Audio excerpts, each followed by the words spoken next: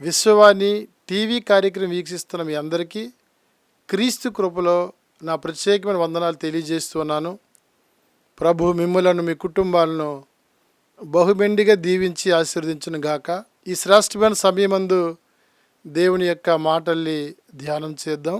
పరమగీతముల గ్రంథము 1వ అధ్యాయము 4వ వచనము నేటి ధ్యానాంశముగా మనం చదువుకుందాం. నన్ను ఆకర్షించుము, మేము నీ యొద్దకు పరిగెత్తి వచ్చేదము. రాజు తన అంతఃపురములో నన్ను చేర్చుకొనెను. నిన్ను బట్టి మేము సంతోషించి ఉత్సహించెదము. ద్రాక్షారసము కన్నా నీ ప్రేమ ఎక్కువగా స్మరించెదము. యథార్థమైన మనసుతో వారు నిన్ను ప్రేమించుచున్నారు. ఈరోజు నా అంశము నన్ను ఆకర్షించుము. పరమగీతముల గ్రంథము చాలా ఔన్నత్యం కలిగినటువంటి పుస్తకంగా మనం చూడగలుగుతూ ఉంటాం. పరమగీతము అన్నటువంటి ఈ పుస్తకము నేటికి యూదులు నూతనంగా జతపరచబడినటువంటి వధూవరులు మొదటిగా మోకాల మీద ఉండి చదివినటువంటి పుస్తకమే ఈ పరమగీతముల గ్రంథము. క్రీస్తు సంఘాన్ని ఏ రీతిగా ప్రేమించారో, క్రీస్తు సంఘమును ప్రేమించి ఏ రీతిగా అది ముడతైనను మత్సైనను కలంకమైనను ఎట్టి లోపం లేనిదిగా క్రీస్తు రక్తంలో కడిగారో, ఈ శ్రేష్టమైనటువంటి ప్రేమను తెలియజేసినటువంటి పుస్తకమే ఈ పరమగీతముల గ్రంథము. దేవుడు లోకమును ఎంతో ప్రేమించెను. ఎంత ప్రేమించారో ఆ ప్రేమ యొక్క పొడుగు, లోతు, వెడల్పు, ఔన్నత్యమంతా తెలియజేసిన పుస్తకము ఈ పరమగీతముల గ్రంథము. ఇట్టి శ్రేష్టమైనటువంటి గ్రంథములో నుండి ఈ మాటను ధ్యానం చేయటము మనకెంతో ఆశీర్వాదకరము. సంఘముతో ప్రభు మాట్లాడిన ప్రతి మాట చాలా ఔన్నత్యం కలిగింది. అయితే సంఘము ప్రభుతో మాట్లాడే మాట మరెంతో ప్రాముఖ్యం కలిగింది. సంఘము అనగా రక్షించబడిన ప్రతి వ్యక్తి యొక్క హృదయాలే. రక్షించబడిన మనమందరము దేవుని యొక్క వధువు సంఘము. ఇది మనం మదిలో పెట్టుకోవాల్సినటువంటి ప్రాముఖ్యమైన విషయము. ఈరోజు వధువు సంఘము వరుడైన క్రీస్తు ఈ అర్థించినటువంటి ప్రార్థన అని చెప్పొచ్చు. ఈ మాట ప్రార్థనతో ఈ మాటను మనం కంపేర్ చేయొచ్చు. నన్ను ఆకర్షించుము, మేము నీ యొద్దకు పరిగెత్తి వచ్చేదము. ఒక పాపి ప్రభు యొద్దకు వచ్చి, ప్రభువా దయతో నన్ను రక్షించుము అన్నటువంటి సందేశము తిలికించినటువంటి మాటే ఈ శ్రేష్టమైనటువంటి మాట. సాధారణంగా అయస్కాంతము కొన్ని ఇనప రేణువులని ఆకర్షించుకోవడం చూస్తూ ఉంటాం. ఈ ఇనప రేణువులు అయస్కాంతముతో మిళితమైనప్పుడు ఈ ఇనప రేణువులు అయస్కాంతం యొక్క ప్రభావాన్ని సంతరించుకొని ఇనప రేణువులు మరికొన్ని ఇనప రేణువులని ఆకర్షించడం చూస్తూ ఉంటాం. ఇలాంటి శ్రేష్టమైనటువంటి ఉద్దేశంతో మాట్లాడిన మాటే ఈ పరమగీతముల గ్రంథము 4వ అధ్యాయము ఏ భాగంలో ఉన్నటువంటి మాటలు. నన్ను ఆకర్షించుము, మేము నీ యొద్దకు పరిగెత్తి వచ్చేదము. పరిగెత్తి వచ్చేదము ఎంత ఔన్నత్యంతో కూడినటువంటి మాట. మన అపరాధముల చేతను మన పాపముల చేతను మరణించవలసినటువంటి మనల్ని, మరణిస్తే నరకానికి పోవలసినటువంటి మన బ్రతుకులను క్రీస్తు ప్రేమ చేత మన ఆకర్షించి రక్షించుకున్నారనే విషయాన్ని మనం స్పష్టంగా అర్థం చేసుకోవలసిన వారమై ఉన్నాము. నన్ను ఆకర్షించము. ఈ మాటల్ని మనం గమనించినట్లయితే యేసు క్రీస్తు వారు శరీరధారిగా ఈ లోకంలో జీవించేటప్పుడు యోహాను సువార్త 6వ అధ్యాయము మనం గమనించగలిగితే ఈ మాటలు మనం చూడగలుగుతూ ఉంటాం.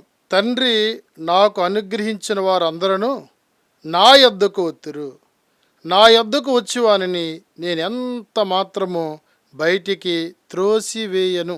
ఎంత అద్భుతమైనటువంటి మాటలు. పరమగీతంలో ఉన్నటువంటి ఈ సందర్భాన్ని మనం గమనిస్తే సూలమితి నల్లనిది, సొంత అన్నలే తనని ద్రాక్ష తోటకి కావలిగెత్తిగా నియమించారు. ఎండ వేడిమి చేత తన సౌందర్యాన్ని కోల్పోయినటువంటి సులమితి సొలొమోనును చూసి మాట్లాడుతున్న మాటలు, నన్ను ఆకర్షించుము, మేము నీ యొద్దకు వచ్చేదము. ఈ లోకములో క్రీస్తుకి వేరే, క్రీస్తుని ఎరుగక బ్రతికినటువంటి మనలను ప్రభువైన యేసు క్రీస్తు వారు తన కృపచేత మనం రక్షించుకున్న అనుభవం చూస్తూ ఉంటాం. సొలొమితిని సొలొమోను చేర్చుకున్నాడు.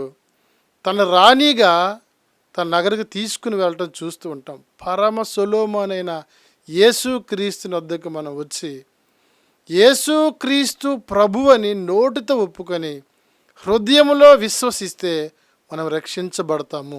ఈ మాటలు మనం అర్థం చేసుకోవాలి. నన్ను ఆకర్షించుము అని అడిగిన వెంటనే సొలొమోను సులమితిని తన నగరికి తీసుకుని వెళ్ళటం చూస్తూ ఉంటాం. మన రక్షకుడిని యేసు క్రీస్తు నేను పాపిని ఒప్పుకుంటే చాలు నిత్యత్వాన్ని ఇవ్వటానికి సిద్ధంగా ఉన్నాడు. ఈ మాట ఒప్పించేవాడు తండ్రి అని దేవుడే. ఆయన అంటే నా తండ్రి ఎందరినైతే ఆకర్షించునో వారు మాత్రం నా యొద్దకు వచ్చెదరు, నా యొద్దకు వచ్చేవారిని ఎంత మాత్రం త్రోసివేయను. ఏ భేదం లేదు, అందరూ పాపం చేసి దేవుడు అనుగ్రహించి మహిమను పొందలేకపోవచ్చున్నారు. రోమపత్రిక 3:23 ప్రకారము నువ్వు ఎంత ఘోర పాపివైనా, లోకం నుండి వెలివేసిన, బంధువులు నిన్ను తృణీకరించిన, క్రీస్తు ప్రేమ నిన్ను ఆహ్వానం పలుకుతూనే ఉంది. అది స్నేహ సంబంధమైనది. హోషేయ గ్రంథము 11:4 మనం చదివేటప్పుడు ఈ మాటలు మనం చాలా స్పష్టంగా చూడగలుగుతూ ఉంటాం.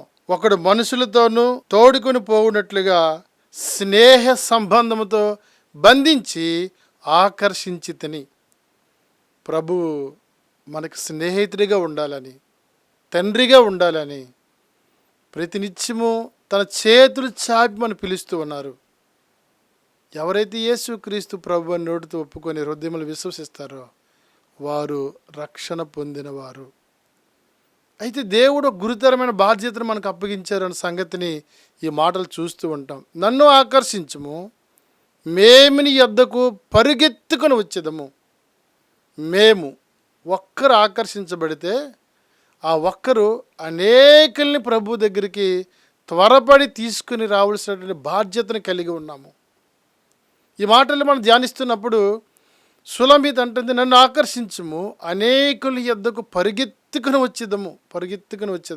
రక్షించబడినటువంటి మన జీవితాలు మనమే కాదు, ఇంకనేకులను ప్రభు చెంతకి నడిపించవలసిన వారమై ఉన్నాము. ఈ విషయాన్ని మనం అర్థం చేసుకోగలిగితే యోహాను సువార్త 12:32 నేను భూమి మీద నుండి పైకెత్తబడిన ఎడల అందరినీ నా యొద్దకు ఆకర్షించదును. ప్రభువైన యేసుక్రీస్తు లోకానికి వచ్చారు. తన విలువైనటువంటి ప్రాణాత్మ దేహంలో పణంగా పెట్టారు. కల్వరి శిలువలో మరణించారు. పునరుద్ధారణి తిరిగి లేచి ఆరోహణమై వెళ్ళారు. ఈరోజు అనేకులు తన తట్టు ఆకర్షించుకోవడానికి ఆయన ఆస్తి ఎదురు చూస్తూ ఉన్నాడు. అయితే ఈ లోకంలో ఆకర్షించబడినటువంటి మనం, అనగా రక్షించబడినటువంటి మనము అనేకులను ప్రభువు చెంతకి నడిపించవలసిన వారమై ఉన్నాము. బైబిల్ గ్రంథాన్ని మనం స్పష్టంగా అర్థం చేసుకోగలిగితే ఇలా రక్షించబడిన వారు ఎంతోమందిని ప్రభువు చెంతకు నడిపినటువంటి అనుభవాలు వాక్య భాగాలు మనం చూస్తూ ఉంటాం. మెట్టుకు ఈ శ్రేష్టమైన సమయమందు మనందరికీ పరిచయమైనటువంటి మాటలు యోహాను సువార్త 4 సమరయ స్త్రీ. ఒక్క సమరయ స్త్రీ ప్రభు యొక్క బోధన విని మెస్సయ్యని అంగీకరించి ఆయన మాత్రమే ఆరాధించడానికి ఇష్టపడ్డది ఆమె. అంత మాత్రమే కాదు, ఆమె గ్రామంలో ఉన్నటువంటి వారందరినీ ప్రభు చెంతకు ఆకర్షణతో నడిపించినట్లు చూస్తూ ఉంటాం. యోహాను సువార్త 4:39 నేను చేసినవన్నీ నాతో చెప్పునని సాక్ష్యమిచ్చి స్త్రీ యొక్క మాటలను బట్టి ఆ ఊరిలోని సమరయలో అనేకులు ఆయన యందు విశ్వాసముంచరి. ఆ సమరయులు ఆయన యొద్దకు వచ్చి తమ యొద్ద ఉండమని ఆయనను వేడుకొనిరు గనుక ఆయన అక్కడ 2 దినములుండెను. క్రీస్తు యొక్క బోధన విని నిజదేవుడిని ఆరాధించడానికి ఇష్టపడినటువంటి సమరయ స్త్రీ తన విశ్వాసాన్ని బట్టి సమరయులందరూ ప్రభువు చెంతకు రావటం మనం చూడగలుగుతూ ఉంటాం. ఎవరు ఈ సమరయులు? ఎందుకు యూదులకి సమరయులు అంటే ఇష్టం ఉండదో మనం కొన్ని విషయాల్ని క్షుణ్ణంగా చూడగలుగుతూ ఉంటాం. రాజుల 2వ గ్రంథము 17వ అధ్యాయాన్ని మనం గమనించినప్పుడు క్రీస్తు పూర్వం 722వ సంవత్సరంలో ఇశ్రాయేలందరూ బందీలుగా వెళుతూ ఉంటారు. ఆ దినాన మిగిలినటువంటి బలహీనులను అన్యులు వచ్చి ఆ సోమ్రోన్ని ఆక్రమించుకొని వారిని వివాహం చేసుకున్నప్పుడు అన్యులకును యూదులకును పుట్టినటువంటి మిశ్రమ సంతతే ఈ సమరయులు. యూదులు వీరు ఎంతగా ద్వేషించేవారు సమరయులు అంటే, మనం క్రీస్తు ప్రయాణమైనటువంటి ఆ పటాల్ని మనం చూస్తూ ఉంటే, ఆ మ్యాప్ని మనం చూస్తూ ఉంటే, పైనేమో గలిలయ, మధ్యలోనేమో సమరయ, క్రిందనేమో యోదయ ఉంటుంది. పైనున్నటువంటి గలిలయ నుండి యోదయలో ఉన్నటువంటి యెరూషలేములో దేవుని ఆరాధించవలసినటువంటి యూదులు 7 దినముల ప్రయాణం చేసి సమరయను తాక్కుండగా వేరే దారిలో యోర్దాన్ 2 సార్లు దాటుకొని యెరూషలేము వచ్చి దేవుడిని ఆరాధించేవారే తప్ప యోదయ, గలిలయ, సమరయకి కేవలం 75 మైళ్ళు దూరం అంతే. ఈ 75 మైళ్ళు వారి గ్రామాన్ని తాకవలసి వస్తుందని ఆ గ్రామాన్ని టచ్ చేయకుండగా చుట్టూ తిరిగి యోర్దాను 2 సార్లు దాటి 150 మైళ్ళు ప్రయాణం చేసి యోదయాకు వచ్చి యెరూషలేములో దేవుని ఆరాధించేవారు తప్ప సమరయుల యొక్క పేరు ఉచ్చరించడం కూడా ఇష్టపడలేదు ఆనాటి యోదయ ప్రదేశంలో ఉన్నటువంటి యూదులు. అందుకే సమరయ స్త్రీ అంటుంది, యూదుడివే నీకు సమరయమైన మాతో ఏంటి సాంగత్యం అని. ఇలాంటి ద్వేషభావంతో ఉన్నటువంటి ఆ గ్రామాన్ని ప్రభువు ప్రేమించాడు. తనని ఆకర్షించుకోవడానికి ప్రభువే ఆ గ్రామానికి ప్రయాణమే వెళ్ళినట్లు చూస్తూ ఉంటాము. సొలొమోను తన రాజనగరును విడిచి తన ద్రాక్ష తోట కొరకు ప్రయాణమే వెళ్ళారు. ద్రాక్ష తోట సమీపంలో ఉన్నటువంటి సోలొమితిని చూశారు. నన్ను ఆకర్షించుము అని అర్థిస్తే తన రాణిగా చేశాడు ఆయన. నా రక్షకుడు యేసుక్రీస్తు వారు, మన ప్రియ ప్రభు యేసుక్రీస్తు వారు పరలోకాన్ని విడిచి ద్వేషించబడినటువంటి ఆ సమరయుల యొద్దకు వెళ్ళి క్రీస్తు తన ప్రేమను ప్రకటించటం ద్వారా నిజ దేవుని యొక్క ఆరాధన తెలుసుకున్నారు. అందుకే ఎవరు అంటారు, ఆయన ఆరాధించేవారు ఆత్మతోనూ సత్యముతోనూ ఆరాధించవలను. ఇంతవరకు అసత్యాన్ని ఆరాధించేవారు, ఇంతవరకు అసత్యమైనటువంటి జీవితాన్ని జీవించారు. ఎప్పుడైతే క్రీస్తు బోధన విన్నారో ఆ బోధ ప్రకారము ఆకర్షించబడినటువంటి ఆ సమరయ స్త్రీ తన సాక్ష్యాన్ని తన గ్రామంలో చెప్పటం ద్వారా సమరయ గ్రామస్తులందరూ ప్రభు చెంతకు వచ్చారు, విశ్వసించారు. వారు విశ్వసించి ప్రభువుతో అంటున్నారు, మాతో పాటు ఉండమని వేడుకొనిరి. 2 దినాలు ప్రభు వారితో బస చేయటానికి ఇష్టపడినట్లు మనం చూస్తూ ఉంటాం. వాక్యం వింటున్నటువంటి ప్రియమైన దేవుని పిల్లలారి మాటలు మనం గమనిస్తూ ఉంటే, ప్రభువు గ్రామాల్ని ప్రేమించినవాడు, ప్రభువు పల్లెల్ని ప్రేమించిన దేవుడు. అంతటా అందరూ మారు మనసు పొందటము దేవుని చిత్తము.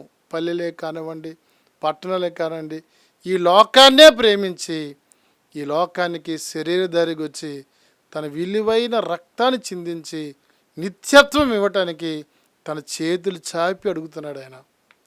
ఒక్క సమరయ స్త్రీ రక్షణ తన గ్రామం అంతటిని ప్రభు దగ్గరికి పరిగెత్తుకొని తీసుకొని రావటం చూస్తూ ఉంటాం.